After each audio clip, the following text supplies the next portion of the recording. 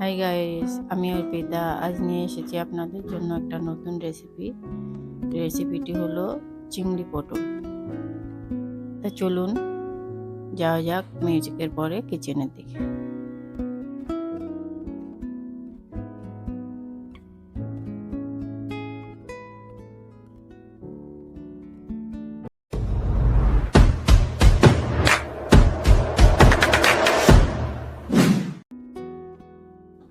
তো আমরা চলে আসলাম রান্নাঘরে।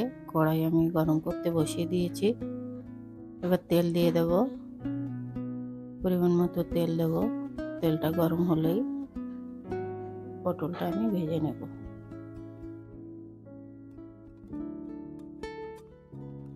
তেলটা গরম হয়ে গেছে, এবার পটলগুলো ছেড়ে দিয়ে আমি মিডিয়াম ভেজে তুলে নেব।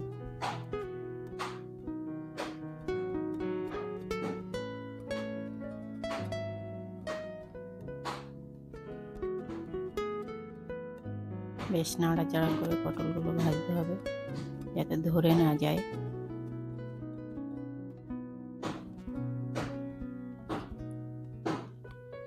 সামান্য একটু হলুদ ও সামান্য একটু লবণ দিয়ে পটলটাকে ভেজে নিতে হবে। এই সময় আঁচটা মিডিয়ামে রাখতে হবে।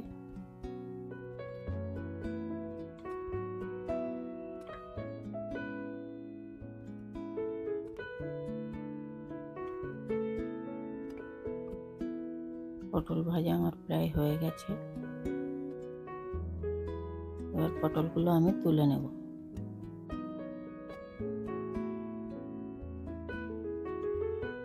আর একটু তেল দিলাম আমি। তেলটা গরম হয়ে ভালো করে গরম করে নেব।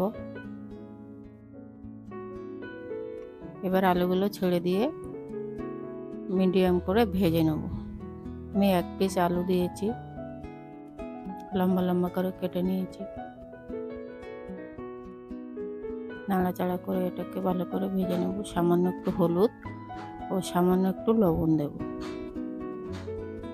হলুদটা যাতে পুড়ে না যায় তাড়াতাড়ি নাড়াচাড়া করে নিতে হবে।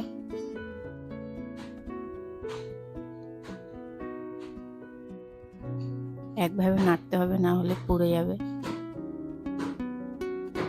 বেশি ভাজার দরকার নেই, মিডিয়াম ভাজা হলেই তুলে নেব।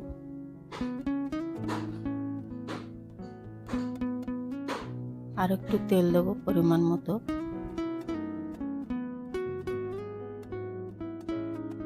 আঁচটা বাড়িয়ে দিয়ে তেলটা ভালো করে গরম করে নিতে হবে। তেলে যাতে কাঁচা গন্ধ না থাকে তার জন্য ভালো করে তেলটা গরম করে নিতে হবে।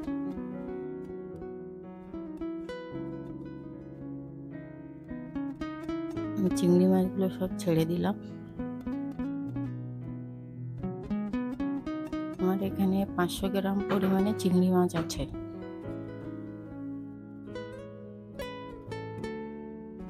মিনিট 2 মতো চিংড়িটা আমি নাড়াচাড়া করে ভেজে নেবো। বেশি ভাজবো না, বেশি ভাজলে চিংড়ি শক্ত হয়ে যায়, রাবারের মতো খেতেও ভালো লাগে না। এই ফাঁকে আমি মশলাটা করে নেব। দিলাম জিরা 1 চামচ, রসুন 4-5টা,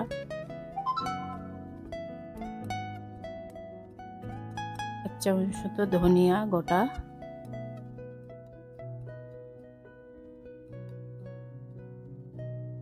ও 2 চামচ মতো চারমগজ দিয়ে দিলাম আমি।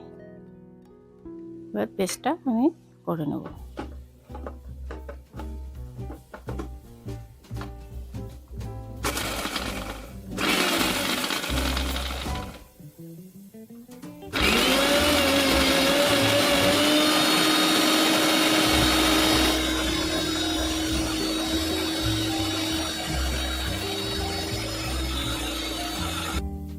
আবার ফিরে আসলাম রান্নাঘরে। চিংড়ি মাছ আমার কমপ্লিট হয়ে গেছে ভাজা।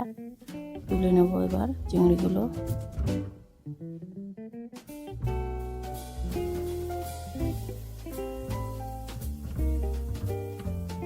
একটা টমেটো আমি লম্বা লম্বা করে কেটে রেখেছিলাম, ওটা আমি একটু কষিয়ে নেব যাতে কাঁচা গন্ধটা না থাকে।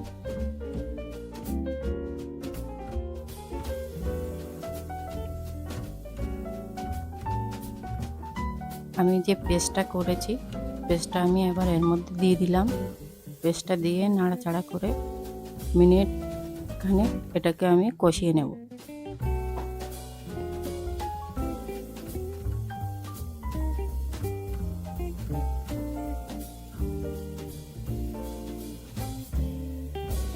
বেশ ভালো করে নাড়াচাড়া করে কষাতে হবে যাতে ধরে না যায়।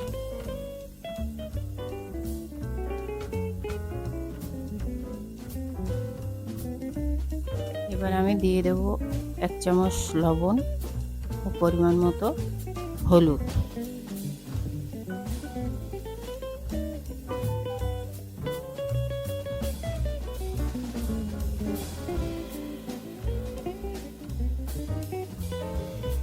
হলুদ ও লবণ দিয়ে আমি নাড়াচাড়া করে কষিয়ে নিয়েছি।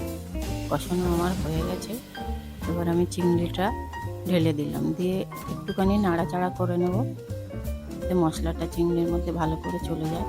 পটল আলুটাও আমি দিয়ে দিলাম। বেশ সবগুলো এবার একসঙ্গে কষিয়ে নেব।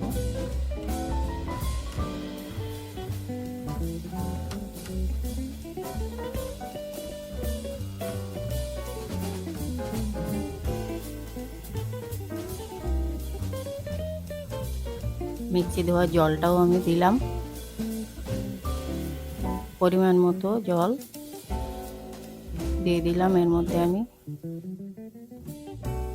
দিয়ে এবার ঢাকনা চাপা দিয়ে 10 মিনিট আমি রান্না করে নেব। 10 মিনিট পরে ফিরে আসলাম বন্ধুরা, দেখি কত দূর কি হলো। বেশ সুন্দর একটা গন্ধ বেরোচ্ছে, মনে হচ্ছে সেদ্ধ হয়ে গেছে, সুন্দর সেদ্ধ হয়ে গেছে, দেখে বোঝা যাচ্ছে।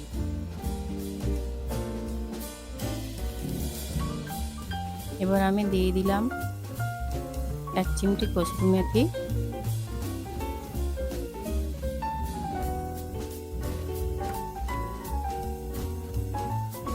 ও সামান্য গরম মশলা।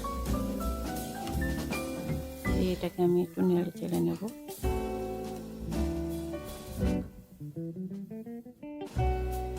মশলাটা নেড়ে চেড়ে ভালো করে মিশিয়ে নিতে হবে। নিয়ে আরও 10 মিনিট আমি ঢাকা দিয়ে এটা রান্না করি। ফিরে আসলাম আমি 10 মিনিট বাদে। রান্না আমার কমপ্লিট হয়ে গেছে বন্ধুরা। ভিডিওটা ভালো লাগলে লাইক করবেন, চ্যানেলটি সাবস্ক্রাইব করে আমাদের সঙ্গে থাকবেন। সবার আগে আপডেট পেতে বেল আইকনটি প্রেস করবেন। থ্যাংক ইউ, ধন্যবাদ, নমস্কার।